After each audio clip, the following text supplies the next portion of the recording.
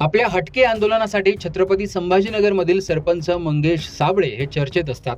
कधी ते रूप बदलतात तर कधी वेगळीच वेशभूषा करत असतात.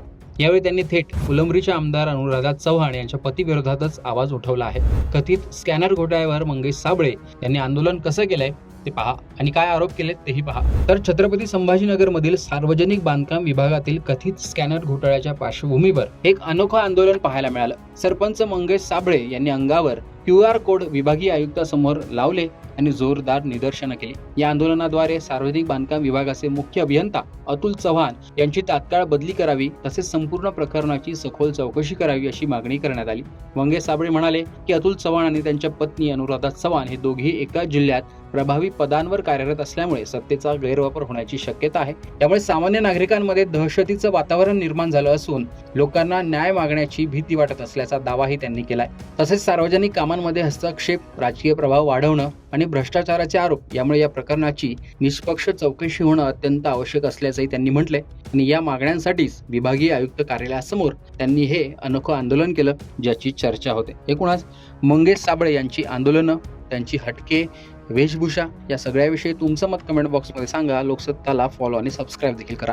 सन्माननीय अप्पर विभागीय आयुक्त यांना मी निवेदन सादर केलेले आहे की या फुलंब्री तालुक्याचे विद्यमान आमदार अनुराधाताई चव्हाण यांचे पती यांनी दोघांनी मिळून केलेला जो काही भ्रष्टाचार आहे तो त्याची सखोल चौकशी करण्यात येईल.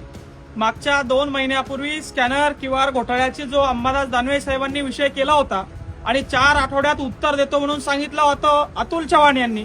ते अंबादास दानवे साहेबही तिकडे गेले, अतुल चव्हाण साहेबही तिकडे गेले आणि 4 आठवडेही तिकडे गेले. कोणी याच्यावर उत्तर दिलेलं नाही. सामान्य माणसाला या ठिकाणी अंधारात ठेवून लाखो करोडो कोटीचे भ्रष्टाचार या अतुल चव्हाण यांनी केलेले आहे. आणि सन्माननीय मुख्यमंत्री, सन्माननीय सार्वजनिक बांधकाम मंत्री यांना देखील आम्ही या निवेदनातून सन्माननीय विभागीय आयुक्त यांच्या मार्फत सांगितलेलं आहे की या तालुक्यामध्ये आमदार असताना पतीला आपण या ठिकाणी जिल्ह्यामध्ये नियुक्ती दिलीच कशी? हे कुठं नियमात बसतं? आमदार पक्षाचं काम करत असताना आमच्या सरकारी टॅक्स मधून पैसा घेणारा हा अतुल चव्हाण त्या आमदाराची पार्टी मजबूत करण्यासाठी, त्या आमदाराचं राजकीय वरदहस्त मजबूत करण्यासाठी मदत करतोय. पैशाच्या बॅगा घेऊन तो अतुल चव्हाण या ठिकाणी फिरतोय. याच्याकडे मुख्यमंत्री देवेंद्र फडणवीस साहेब, आमचा आपल्याला प्रश्न आहे, आपण ही नियुक्ती भाजपचे आमदार निवडून यावेत, भाजपचे सदस्य निवडून यावेत यासाठी दिलेली आहे का? असं असताना आमच्या तालुक्यामध्ये आमदार काम करत नसताना, कुठलेही शासकीय कामं होत नसताना हे अतुल चव्हाण सामान्य माणूस जेव्हा सामान्य माणसाच्या समस्याविषयी या आमदाराला प्रश्न विचारते तेव्हा हे धमकी देण्याचं काम करतंय, तेव्हा सुपाऱ्या देण्याचं काम करताय. आणि आमची सुपारी दिली असं आम्हाला त्यांच्या जिल्हा परिषद सदस्यांनी या ठिकाणी सांगितलं की बाबा जरा सांभाळून राहा, या अतुल चव्हाणनी तुमची सुपारी दिली आहे, पुढच्या 2-4 महिन्यात तुमचा कार्यक्रम ते करणार आहे. अरे आमची सुपारी दिली, आम्ही मरायला घाबरत नाही, पण आमच्या नादाला लागला तर आम्ही नान केल्याशिवाय सोडत नाही हे सांगण्यासाठी आज या ठिकाणी आलेलो आहे. आज अतुल चव्हाण यांची तात्काळ बदली करण्यात यावी. सार्वजनिक बांधकाम मंत्री व मुख्यमंत्री यांना आपल्या माध्यमातून माझी विनंती आहे की जर का प्रशासन आणि जर का सुशासन व्यवस्थित चालवायचं असेल, लोकशाही व्यवस्थित चालवायची असेल तर पत्नी आमदार असताना, पुतणे आमदार जिल्हा परिषद सदस्य असताना, भाऊ कारखान्याचा या ठिकाणी चेअरमन असताना त्याच अधिकाऱ्याला या तालुक्यामध्ये जिल्ह्यामध्ये पोस्टिंग देणं हे आपल्या नैतिकतेला शोभत नाही.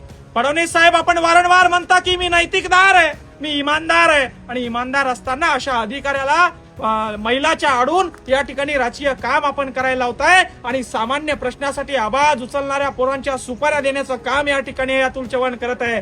यांच्यावर कडक कारवाई होऊन यांनी केलेल्या पूर्ण भ्रष्टाचाराची, सन्माननीय अंबादास दानवेजी यांनी जो स्कॅनर घोटाळ्याचा उल्लेख केला होता त्याच्यामध्ये शब्द सुद्धा मागच्या 2 महिन्यामध्ये आलेला नाही. आपण सर्व पत्रकार बांधवांनी त्या बातम्या लावल्या होत्या. काय सेटलमेंट झाली?